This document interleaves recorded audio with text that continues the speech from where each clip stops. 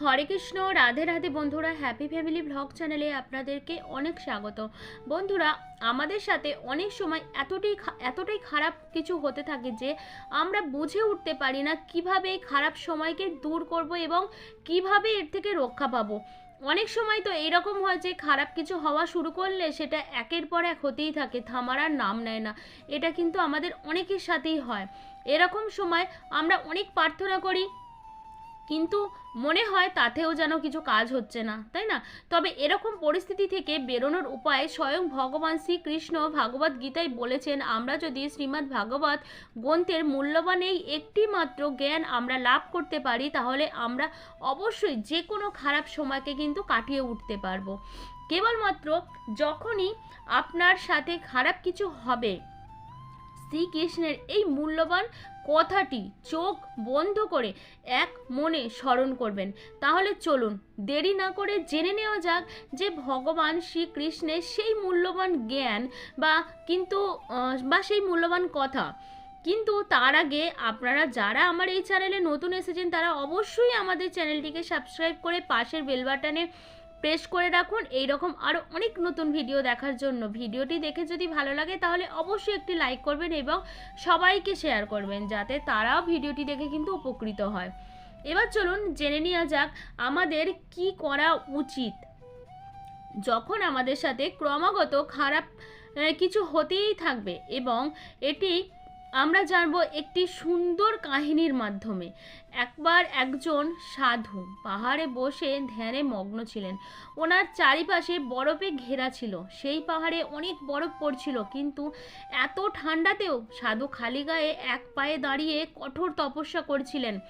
তখনই ওখানে একজন দয়ালু ব্যবসায়ী গোপাল এসে পড়ে। গোপাল তো প্রথমে এটা বিশ্বাস করতে পারে না যে এত ঠান্ডায় এত কম কাপড়ে পরেও কেউ জীবিত থাকতে পারে। সে ঘন্টার পর ঘন্টা সেই সাধুর দিকে তাকিয়ে থাকলো, কিন্তু সাধুটির কাছে এই কথা অজানা ছিল যে গোপাল তাকে দেখছে। এবার গোপালের মনে করুণা ভাব জেগে ওঠে। সে ভাবতে লাগলো যে আমি যদি সাধুর জায়গায় থাকতাম তাহলে এত ঠান্ডায় এতক্ষণে মরেই যেতাম। সে মনে মনে ভাবলো যে তার কিছু করা উচিত যাতে সাধু মহারাজ একটু গরম পায়। গোপালের কাছে জলপাইয়ের তেল ছিল। সে সাধুটির শরীরে সেই তেল মাখিয়ে দিল যাতে তিনি একটু গরম ভাব অনুভব করতে পারে এবং এই ঠান্ডায় একটু আরাম পেতে পারে। কিন্তু সাধু নিজের তপস্যার মধ্যে এতটাই মগ্ন ছিলেন যে সে এই কথা জানতেও পারল না।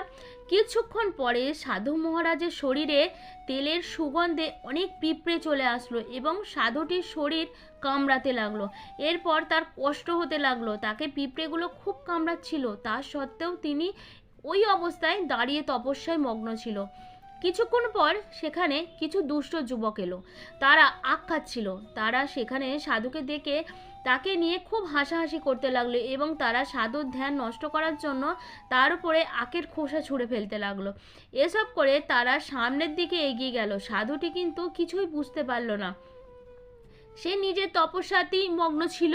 সে কিন্তু কিছুই বুঝতে পারল না যে তার গায়ে কে ছুঁড়ল বা কে তেল মাখিয়ে দিল। সে কিন্তু কিছুই বুঝতে পারল না। কিছুক্ষণ পরে সমস্ত পিঁপড়ে সাধুর শরীর থেকে নিচে পড়ে থাকা ওই যে আখের টুকরো ওর উপরে এসে জোড়া হলো এবং সাধুটির কষ্ট আবারও কিন্তু সমাপ্ত হয়ে গেল। কষ্ট থেকে কিন্তু একটু মুক্তি পেল। বন্ধুরা, যদি আমরা একটু লক্ষ্য করি তাহলে আমরা বুঝতে পারবো যে গোপাল তো সাধুর ভালো করতে চেয়েছিল, কিন্তু তার সেই ভালো করার চেষ্টা সাধুকে কষ্ট দিল। আর অন্যদিকে দুষ্ট যুবকেরা সাধুকে বিরক্ত করতে চেয়েছিল, কিন্তু তাদের কাজের দ্বারা বিরক্ত হওয়া বদলে সাধুর কষ্টটাই কিন্তু চলে গেল। এর কারণ এটা হতে পারে যে সাধুটি হয়তো অতীতে এমন কোনো কাজ করেছিল যার শাস্তি সে পেয়েছে পিঁপড়ে কামড়ানোর রূপে, আর তারপরেই ভালো কর্মের কারণে দুষ্ট যুবকেরা তার তার উপকার করে গেল। এই কাহিনী থেকে এটা তো স্পষ্ট যে কর্মের ফলাফল এতটাই সরল নয় যতটা আমরা ভেবে থাকি।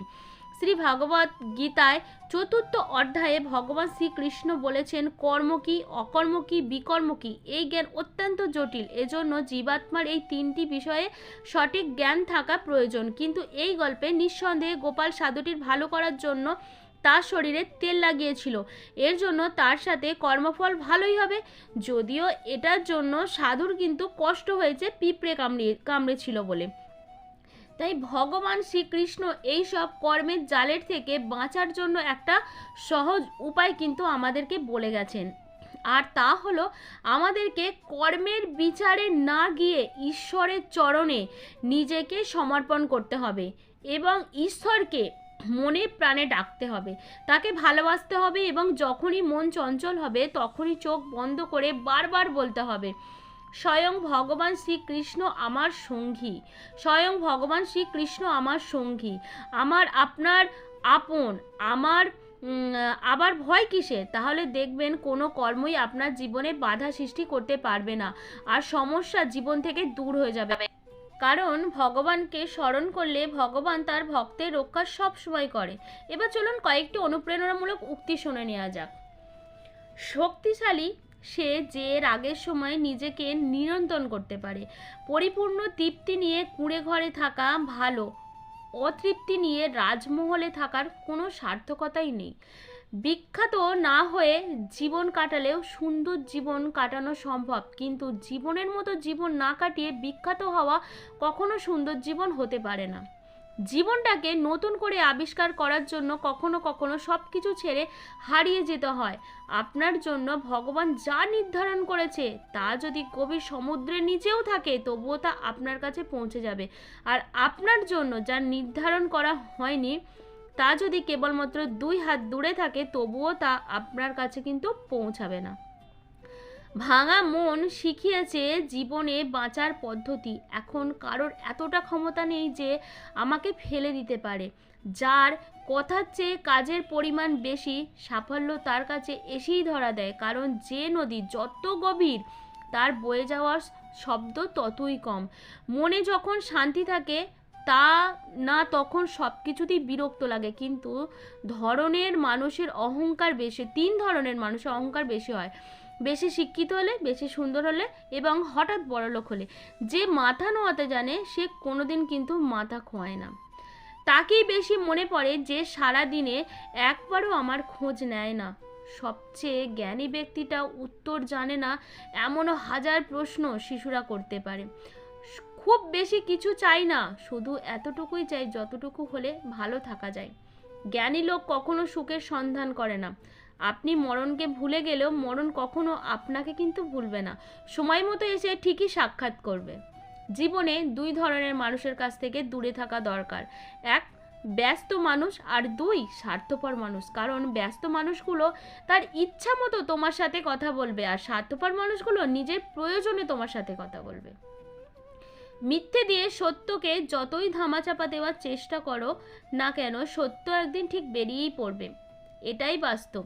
ছোটবেলা একা থাকতে ভয় লাগে, বড়বেলা একা থাকতেই ভালো লাগে।